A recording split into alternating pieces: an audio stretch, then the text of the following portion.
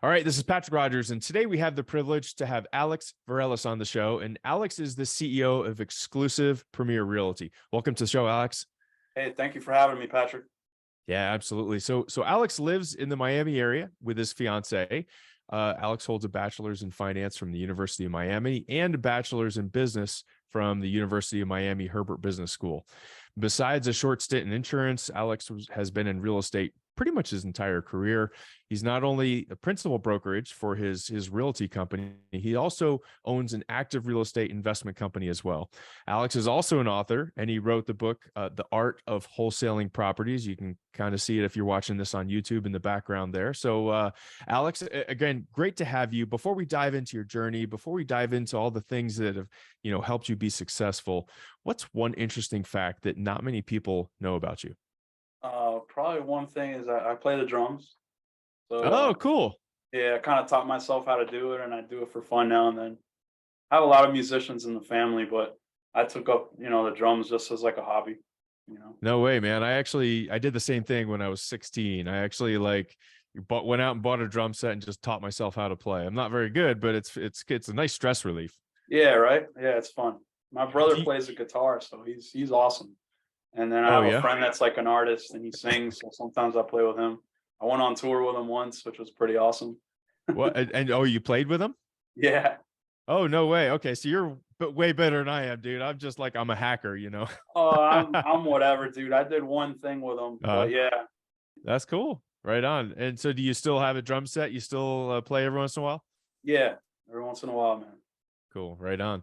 So, tell us about your company. Tell us about Exclusive Premier Realty and your investment company. What are you doing over there? Sure, man. So Exclusive Premier Realty is like 100% firm. We kind of our focus is on investment stuff. So we get wholesale properties, kind of like off market stuff that investors would like houses that are ugly that need to be fixed up, or multifamily properties, commercial properties, builder opportunities, or land with like approved plans, let's say. Yeah. So my agents get kind of like an access to my wholesale deals. In essence, I train all my agents to be like mini investors. So I train them how to kind of find deals, and they're constantly sending me deals. I have 60 agents right now.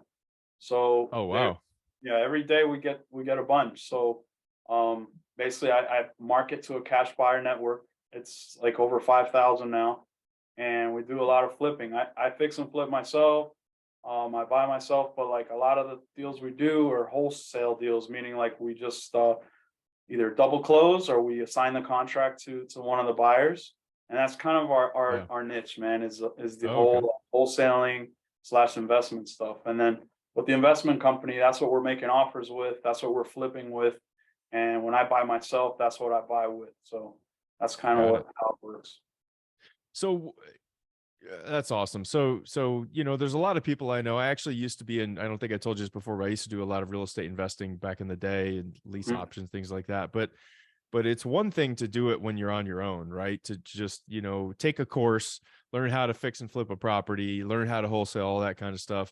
But it's a Yep. whole nother thing to create a company out of it and a system that, kind of works somewhat without you anyways, right? So what was your journey like to be able to go from that, by yourself to where you're at now? What was that like? Oh How'd you man. do that, man? It was a roller coaster, man. I went through a lot, man. I made a lot of mistakes. Initially I went to a seminar. They wanted Uh-huh. to charge like 15 grand to learn. I'm Right. like, this That's is great. That's not gonna insane. work for Yeah. me. I was just a Yeah. broke guy I lost everything in 08, 09 from the crash. I had a mortgage company Okay. and I was trying to get back into the real estate stuff. Mm, So I went to a seminar. Like I said, they wanted to charge like 15 grand. I was like, no mm. way. So I went on the internet, I found some courses for 300-400 bucks. I bought like, I think three of them, and Uh-huh. I just like studied it, man. And I did one. I was like, okay, I made 6 grand pretty easy here. Let's go into this full time. So I started doing it, made a lot of mistakes, man. I made offers on stuff I shouldn't have. I got stuck a few times and, had a few sellers pissed off, but I kept on at it, and I tightened it up, and thank God over the years I've like figured out how to leverage myself with it, get good people around me. and build something pretty cool. My goal is to do nationwide, but we're only in Florida right now, but I'd like to get that going this year. So God willing, man. Wow. Yeah. So when you say nationwide, like to open up, corporately owned locations that you own, or to actually like franchise the concept type thing, Well, or franchise would be lease. cool, but no, lease it. my idea was just, remember, a lot of the stuff we do virtual, we can do most of everything virtual. So we don't have to be specifically in the place. I just want to start, like, for instance, making offers in, let's say, Houston, Texas, or like Atlanta's a good place now, around Georgia. So yeah, we could do it virtually. I don't need like a brick and mortar place to do this business. I just need to kind of learn the markets. It's all And you about numbers. probably, it's all about numbers, and you probably need someone in that location to be able to, go to the property and do the inspection, or no, Mhm. can you like hire an inspection company or something? That's a cool question. So when I saw one person doing this, well, believe it or not, lease options. They were doing it nationwide, and she was Yeah. kind of just like utilizing realtors, paying them, let's say, $100 to go do a video, a walkthrough of the property, or if they needed to go show the property, she would give them a little cut. Give you $50 to show it. So basically, I do that now with Jacksonville because I'm in South Florida, so we do Yeah. something with Duval County. And Okay. I have three kind of realtors in that area, and they'll help me with showings. They'll do like little walkthroughs, and I kind of taught them what to look for when they're in a Right. property, like the Right. AC, and look at the roof, make sure there's no stains, look at the Right. plumbing. I kind of gave them a little tutorial, and so yeah, I mean, we Foundation, do it whatever. all virtually, man, with the phone and email. Wow. hmm Yeah, that's really cool. Sounds like you Even really here, we don't meet the systematize it. sellers usually. Oh, Just talk really? on the phone. Yeah. Okay. Okay. Cool. Um, Very cool. So, when you kind of look at your success as a CEO, what do you think have been some of the things that have led you to be successful? I know when we were talking before, you had talked about working with different egos and personalities, and how to really teach yourself how to deal with that, and to be able to position them for success. Yeah, man, that's the challenge. Is like I try to, and that happens just from like trial and error. Learning how to deal with different personalities is tough, and like I try to find the person and find out what they're strong at, and kind of focus on that and build on that instead of like, oh, you're weak in this area, let's improve. I'll just say, oh, you're great on the phone, man. So I'll try to like, mold them based on, if they're great on the phone and I could tell they have sales skills, we'll try to get them to do that, as opposed to someone who, like I had one guy, I think I told you, in person, he would get shy. He didn't want to meet sellers in real life, but on the phone, he was awesome. He had a great Mm, phone voice. He was like he had some experience in sales because he sold the insurance.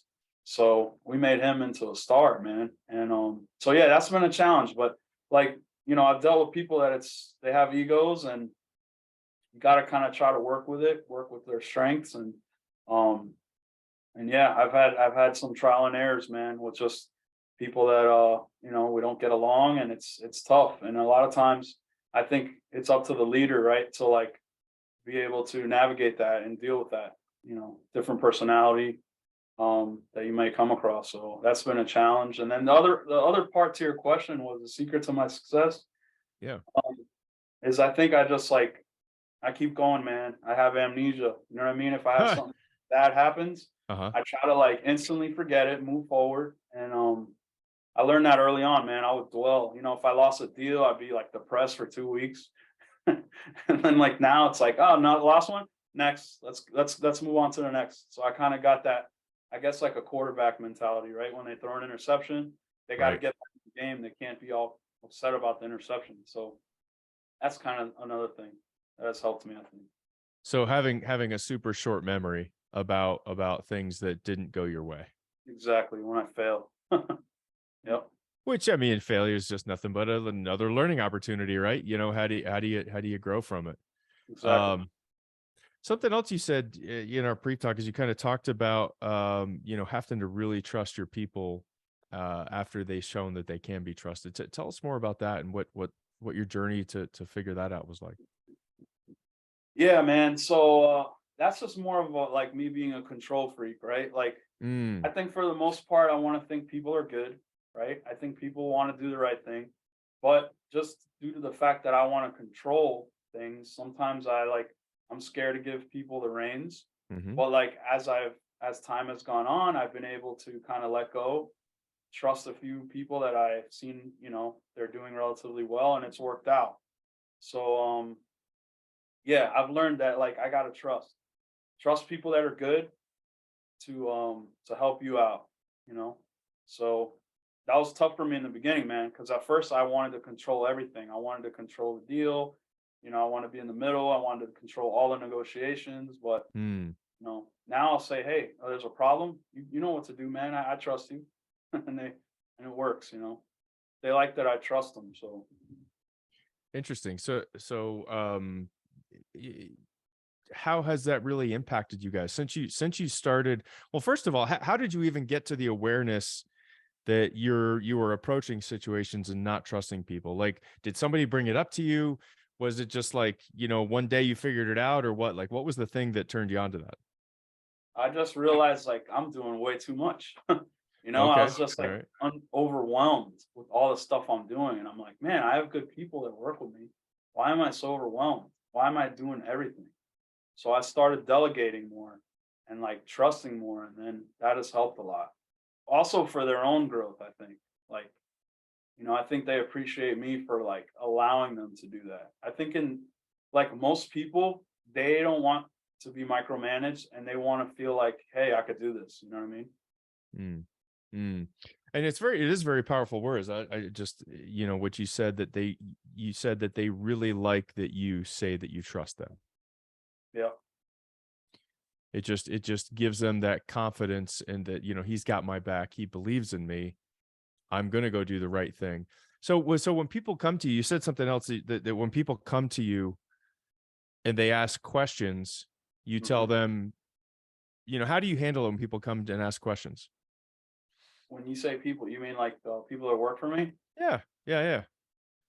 Yeah. Um, when they ask questions, man, I try to always answer. I'm actually really available. I tell them all the time, like, if I don't answer, text me because like I want to be available because um, number one, I want to make sure they do the right thing, and number two, like I want to help them. So yeah, I'm always open to questions, man. I tell them there's no stupid question, you know, and I never try to be like, even if let's say it is a stupid question, like I don't let them feel that way. Um, I think it's important to like always be available for them, man, so that I can guide them and help them grow. So I'm always Yeah. about questions. Yeah. Very cool. So what's next for your company? What's the next milestone for you guys? Cool, man. Well, I'd like to do nationwide wholesaling. So Yeah. Okay. right now, I did it a little. I do like a little bit of virtual stuff in Duval County, which is in Jacksonville. We're here in Uh, South Florida, right. so Right. I kind of figured out how to work that virtual aspect. And my goal in 23 is to get maybe 5 or 6 more states to basically do the same thing and grow like that. Now, are you going to need investors to do that? I am. We have to You are. build investors, and I have to get people that are specializing in those states. They can do that from here, but Right. yeah, that's a good question because the main thing is I need to build a buyer list in those states. Gotcha. Gotcha. So you kind of have two companies, right? You have, on one hand, you have the real estate brokerage, and then over Correct. here you kind of have the investment side of things. And you were saying before, you actually have it set up so that your realtors, that you guys are a brokerage, like just like any other brokerage, you're out there selling properties and all that kind of stuff. But your realtors are also looking for deals that they bring to you for the investment side of things, right? Exactly. What I tell my realtors is this: look, you could work with me and be a traditional real estate agent if you want, make 3%, or you can get into this investment side and make 10 to 15% on the deal. So I frame it to them like that, and most of them are like, yeah, I don't want to just be driving around showing homes. I want to learn the investment game. It's a pretty Oh, easy that's cool. sell, Yeah. and yeah, they're open to learn. And I do have some agents that do the traditional stuff. Like one guy's like a luxury agent. He only does high-end homes and he kills it. And that's his thing. I was like, look, man, you can continue doing it. And he doesn't Yeah. really do the wholesale thing. But I try to push all my agents to do what we do, you know. Sure. Although So I don't force them to. do they do the investments too? Do they actually like try to buy properties as well? Oh yeah, man. So a lot of them start off just learning wholesale, then they're like, they do a wholesale deal, then they see like, oh wow, that investor that bought our deal made 100 grand, and they see where the money's at. So then I'll go into them with them if they have a little capital. Like one guy did that. He used to deliver pizzas. It's a pretty cool story. He delivered pizzas. He has no degree. The guy was from Argentina. He barely spoke English. He's like, Alex, I just want to learn, man. Just show me. So I did. I taught him how to kind of wholesale. I put him to like markets only in the Spanish speaking areas. And Okay. like we got a deal. We did a wholesale deal. He made like 15 grand. He somehow figured out, he found another property, and he's like, Alex, I want to figure out how to fix and sell that.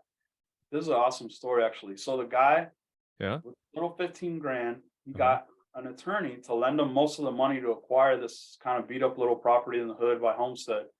And he got Mexicans from Home Depot to basically do, he got them to agree to do the labor, meaning like he bought the materials with his like 15 some odd grand. He bought the floor, he bought the kitchen stuff, he bought the bath, and he's like, look, guys, I'm gonna pay you for material for your labor, but when it sells. And he actually got them to agree, which I thought was nuts. And like Wow. the guy came through, like he sold the property, he made a nice profit, paid those people off, and they're like still his workers today. And that's a cool story about him. And now he's like one of my top producers. Like he kills it. He does fix and flips, he does wholesale. Um, he does like he kind of does my same model. Yeah. He's still my agent. So Yeah. Right on. That's awesome, man. yeah, that's a cool Um, story. that is a cool story. So, so one of the questions I always ask to guests that come on is, if you're going to hire a CEO to take the reins for your company, what's the one book you would require he or she read before taking over for you? And you had written down your book, The Art of Wholesaling Properties, which I think is fantastic. So, for the listeners out there, and maybe, I know this podcast is about leadership and business and all that, but I personally believe that we're all, you know, professional CEOs. I mean, we're looking for investments. Mhm. So, if you were someone out there who is looking for investments or maybe looking for wholesale deals, what's like one or two nuggets or key takeaways from your book that someone would want to really pay attention to and implement if they were going to be out there buying properties? Sure. I would say figure out how to analyze the property well. Like make sure that you understand how to look at the after repair value, meaning like what is this property worth fixed up? Take the top six comparables within a mile. Let's say Yeah. that have sold within the last 6 months. Make sure that's a similar property, meaning if it's a 3-2, make sure those comparables are 3-2s. Right. Right. Make Right. sure they're within a mile. So like ARV, it's called the actual repair value. Make sure you understand that so you can properly like value the deal. And then make sure you have, that's step one. Number two, make sure you have like a buyer's list, at least 10 buyers that are decent before you start going after deals. That was a mistake Mm, I made, right? Like interesting. I learned this stuff and I would try to find deals, and then I'd find a good deal and I couldn't sell it. Oh, You don't have a so good you want network, people ready to buy it. you want buyers. And So you want to buyers. get some buyers going. Got it. And then once you have about 10 buyers, that's what I put in my book. Have at least 10 buyers, then go look for the deals. So, and then what you want a third one? Um, Oh no, that's fine. That's some good stuff there. How do you find your properties, man? different ways we go. Like the top three sources are probably one is tax delinquents. Okay, people that are late on their property taxes. Okay. Another good source is we call it driving for dollars. So I'll pay like people to basically send me addresses and pictures Yeah. on certain zip codes where Yeah. the properties are in horrible condition. Ah, So I'll say, look, here's a zip code, bring me that, and I'll pay them. In my case, I'll pay them $5 for every photo and address of ugly house, right? nice.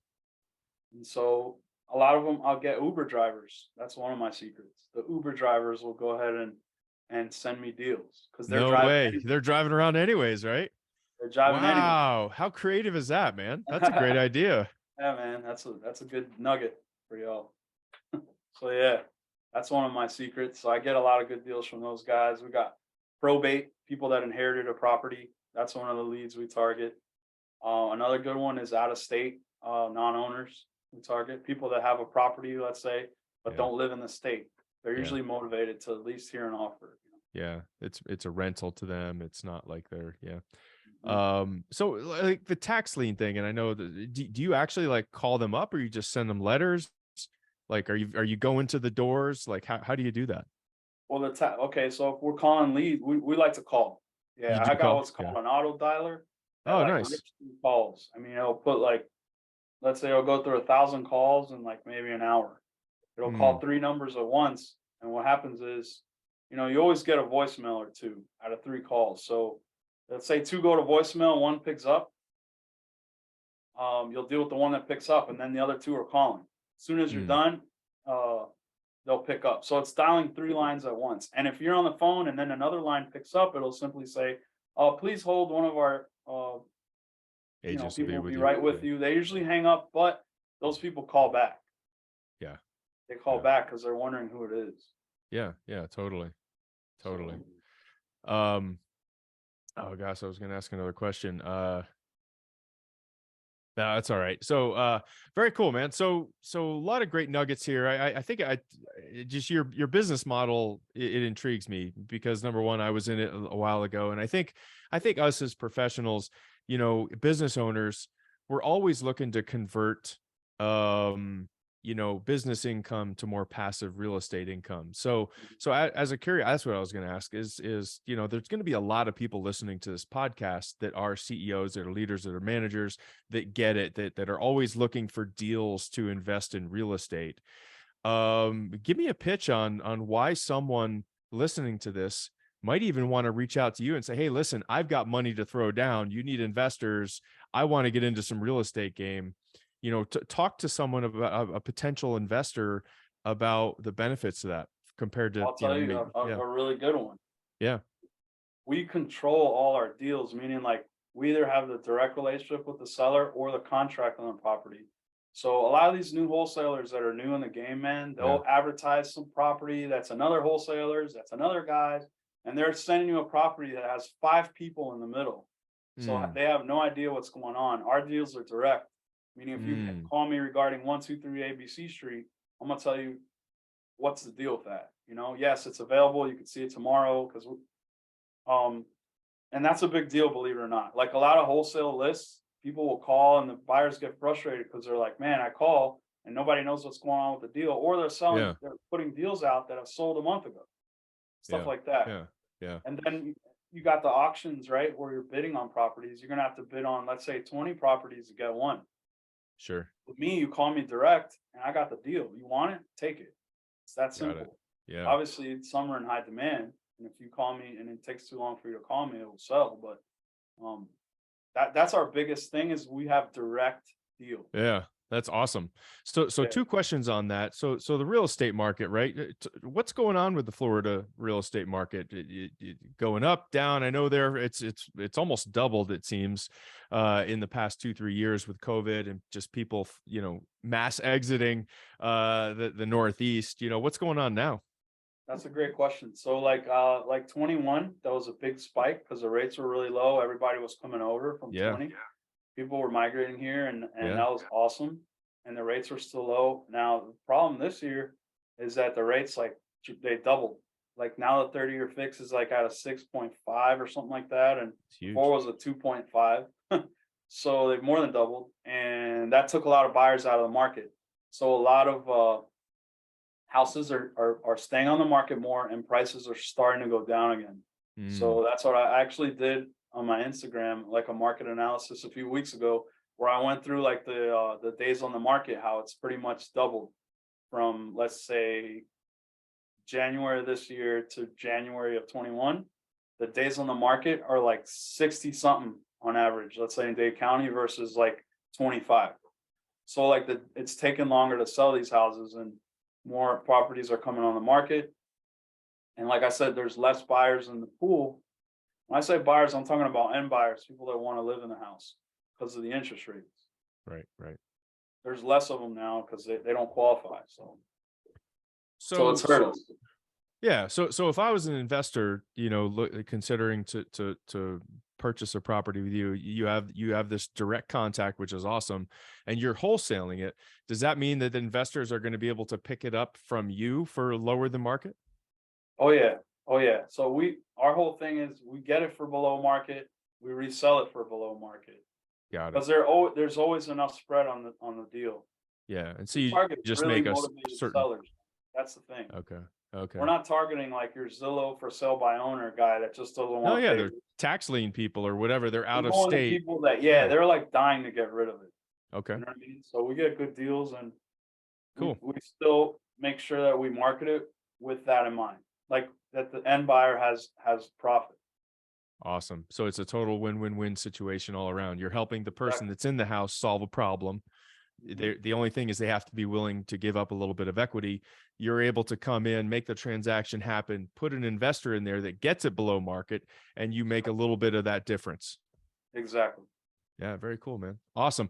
Well, hey, Alex, great to have you on the show. I just want to summarize a few things that were my, some of my key takeaways is one, you just, reemphasize that I love this industry. I think that, anywhere you can kind of create something that's a lose-lose situation, create a win-win-win situation for everybody. I think that's phenomenal. But one of the things that I think is very important that you have learned is to have a short memory. And so many of us get tied up around the gap that we have, even if a failure is nothing more than a learning opportunity. And so really just moving on really quick. The other thing I think is great is you've really tuned into the strengths in your people, and you're not trying to fix their weaknesses. And that's a major problem in the United States. It really is. So many managers, just because somebody's been good at this position, they get promoted into a managerial role or something else that is not their strengths. And that person, not only it hurts your company, right? But that person's unhappy because it's not their Exactly. I always God-given ask them, talent. "What do you want to do, man?" Yeah. I ask or woman, whatever, Yeah. man or woman.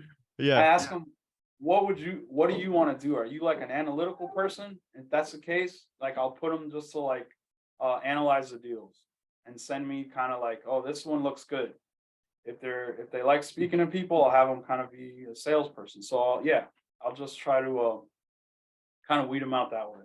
Yeah. But I always Yeah. ask them, what do you Totally. want to do? Yeah. What is your idea? And I That's kind of awesome. leave it up in the air for them. And then I work with them. Cool.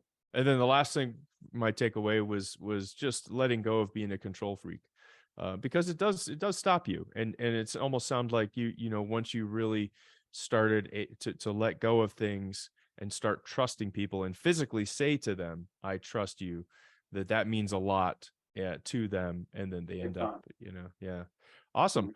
Well, hey, if there was one takeaway that you would really want the audience to absorb from our time today, what would that be? I would say, never give up. Like I've failed a bunch of times doing this, and I keep Yeah. on getting up, man. It's like I think I Love it. saw like I think Sylvester Stallone said it in a Rocky. It's Oh yeah. not how many times you get hit, it's how many times you get up. So that's kind of my theme, man. I just keep Yeah. getting Man, I love that. And a lot the of other hills part, along the way.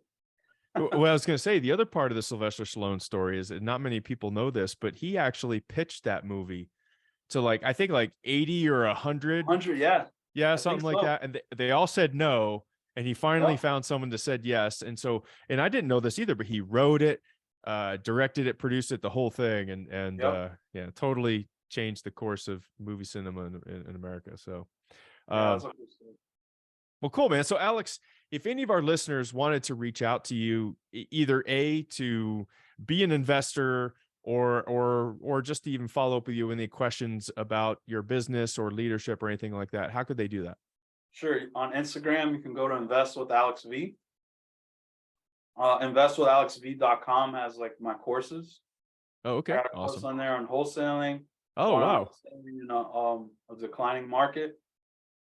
You can go to Amazon and buy my book, The Art of Wholesaling Properties. nice. Um, Invest with Alex V is probably the easiest on my Instagram because it has a link tree with all my stuff there. Cool. So it's investwithalexv.com. Yes, or just invest with Alex V at invest with Alex V on my Instagram. Awesome. And so we'll put a link to that in the description for the podcast. So yeah, and if they want to be a buyer, just DM me your email and your cell phone. Just say, hey, I'd like to be added to your list, and we'll put you on there. Cool, man. Hopefully we can get you some investors, and yeah, that'd be awesome. Great. Well, Alex, again, thanks for being on the show. No, thank you, man. Yeah. For the listeners out there, please hit the like and subscribe and help us spread the word about the show and what we're doing here. We're helping the next generation of leaders and managers be that much more successful. With that, we'll see you on the next episode. Thanks a lot. Thank you.